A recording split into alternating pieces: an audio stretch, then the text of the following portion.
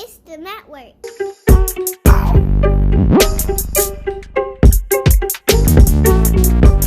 Wow, what's up everybody? Once again, it's Brand Man Sean, and this is Inside the Network, an exclusive series where we show you guys clips from inside of brandmannetwork.com, not just clips from videos, but exclusive artist sessions that we host as well. And in this particular clip that you're about to see, Corey is talking about how you get on big YouTube pages. And after that, I'm going to get deeper into music video marketing and content as a whole on YouTube as well.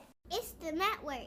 Still on the subject of YouTube, if your YouTube channel is like clearly like, it's you just started it or you just don't have a following and like you're seeking like other platforms, what's like the best way to pitch your YouTube video to these kinds of platforms? What do you mean? Like, give me an example, kind of. I don't know, like Pigeons and Planes or like Lyrical Lemonade, like platforms that post music videos. Oh, okay. Well, a lot of those channels don't particularly. Not them in particular, but like just in general. Yeah, like channels that post music and post videos from artists and stuff like that. A lot of them typically don't care what your subscriber base is. Most of the challenges you're gonna run into are going to one or two things: one, quality content that matches their base, or two, your money. Like, just to be real, it's always one of those two. Either they have to see that, and sometimes it's both. Sometimes like you have to fit what we do, and you have to pay us. But so your subscriber count doesn't really matter a lot more in that space. Which, when you're starting to grow your channel, I do recommend maybe taking like 15 or 20% of your content and placing it on other places. So if you're producing, let's say you're doing 2 videos a month, and let's say like 2 songs a month. So it's 4 pieces of content, 2 songs and 2 videos you can put in your channel. Take one of those and get it placed on to one of these smaller channels that's in that same space, because just for every Lyrical Lemonade and No Jumper and WorldStar, there are 10 channels that post music just like it. They're a lot easier to get to. They're a lot more willing to answer your emails. They're a lot more willing to work with you to post something on there. So then you take one of your videos and you place it there from time to time, once a month, once every other month, however many times you can afford to do it. And what you'll start to see is that the more that you do it, the more familiar that their audience gets with you, the more likely they are to check out your content. And then they start to eventually assume that this channel is covering you, because we know, like, when you dip into marketing, you start to learn that a lot of things is like paying for placements in certain places. Consumers are starting to get a lot smarter about that, but for the most part, they don't know that. So when they see this YouTube channel keeps posting this new song that you drop every other month, they just assume that, oh, this guy must be lit enough that this channel wants to post it, and they go check you out.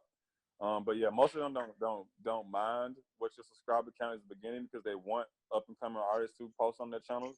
They just want either, like I said, like you to pay them up front, your content to match them.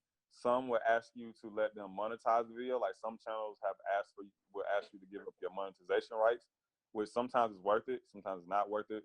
Sometimes the exposure is more worth it than the $80 you're going to make from the views that the video is going to get. So just kind of think about those things, but don't let having a low subscriber count kind of like deter you from pitching to big channels. I always look at it as like, man, let them tell you no.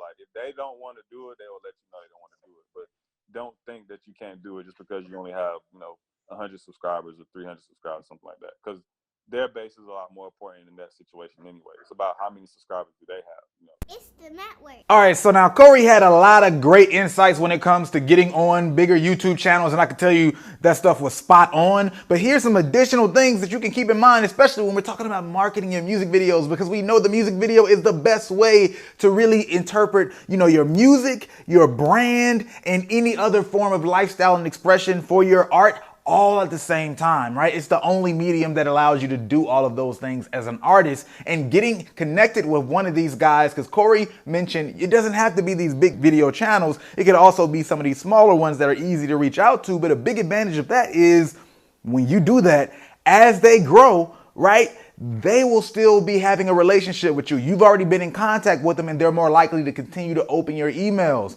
And everybody starts somewhere. So you kind of got to A&R the situation and say, who do I think is going to grow? Who has potential to continue to build and become viral themselves? Because at one point, I Am Dante only had a smaller YouTube channel, right?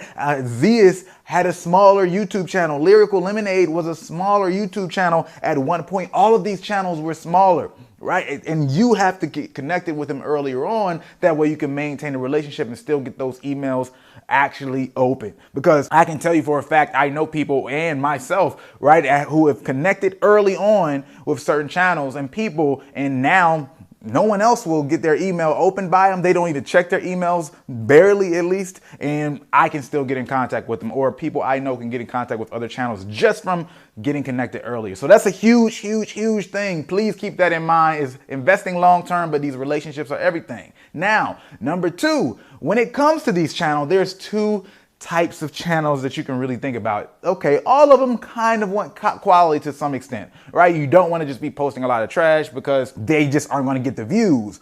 But with that being in mind, a lot of them do say, yo, if you're giving me a good check, I'm going to go ahead and take that money, and they'll post your stuff. And some of them have quality stuff and they're still going to filter, and it doesn't necessarily say, oh, I'm going to lower my barrier for quality, except I'm still going to charge you regardless. And then you have these other channels that they do not take money. They almost get offended if you offer them some money, and they just post stuff. Right? They post stuff and it's hard to get out to them, and they'll answer emails a lot of times, but they have flooded emails. Got to keep that in mind. But if they open your email, once they see that your stuff is quality, you're kind of in there, and you start to be able to build a relationship by getting multiple posts on that channel. And then, like Corey said, that starts to come across as, hey, this channel is promoting you. They rock with you, so I rock with you as a fan of this channel. Because those channels, those are the hardest channels to get on. This could be like trap sounds and promoting sounds and things like that. These channels consider themselves to be curators,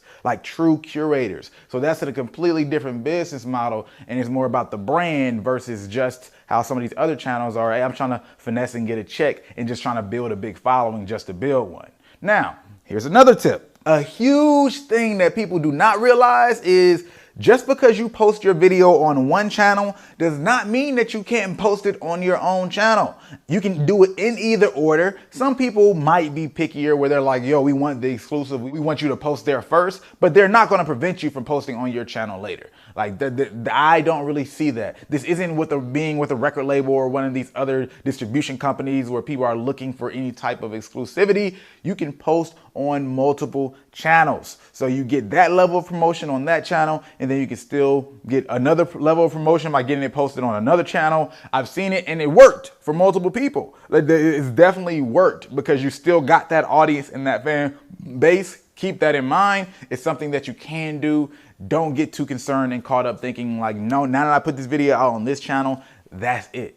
Like I have one guy who posted his stuff, got 14, 15K views by posting it through a channel. Later on, he posted it himself and marketed it on his page, and is doing very well with that as well. As a matter of fact, doing better than that original video at this point. So there's multiple ways that you can go about that.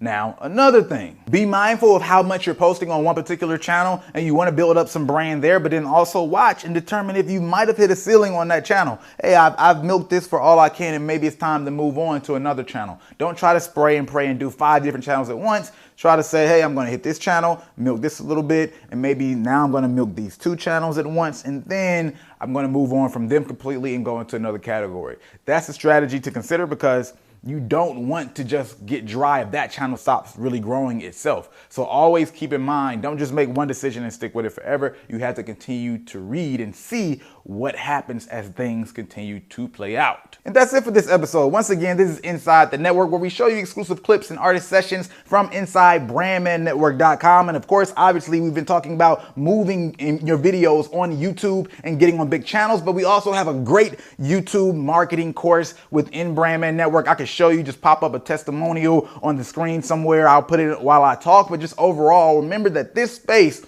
BrandmanNetwork.com is about developing artist brands and helping them grow their fan base, but it's doing it from a standpoint of being an ongoing marketing manager for the artist, helping them throughout their process, where it's not just a one-off call. We actually get to answer your questions and get context. In the same way you can ask us questions, we will ask you questions back, because we want to drive deep into your particular process, figure out what's going on. And because we have multiple calls, you'll see if you know anybody a part of that system, and you can ask them just directly, how is it? You'll see that we actually get to know from ground up your process. We can give you custom answers because we know your holistic issues and ongoing issues, and we can help you predict what the new problems are going to be, versus just having a one-off call. So instead of you having to hire a marketing manager, because you might not have a budget for a full-time marketing manager, we can be your marketing mentors and help you manage your entire process throughout your entire process. But once again, that's BrandmanNetwork.com, and this is Inside the Network. Sign yourself, because we move different. It's the network.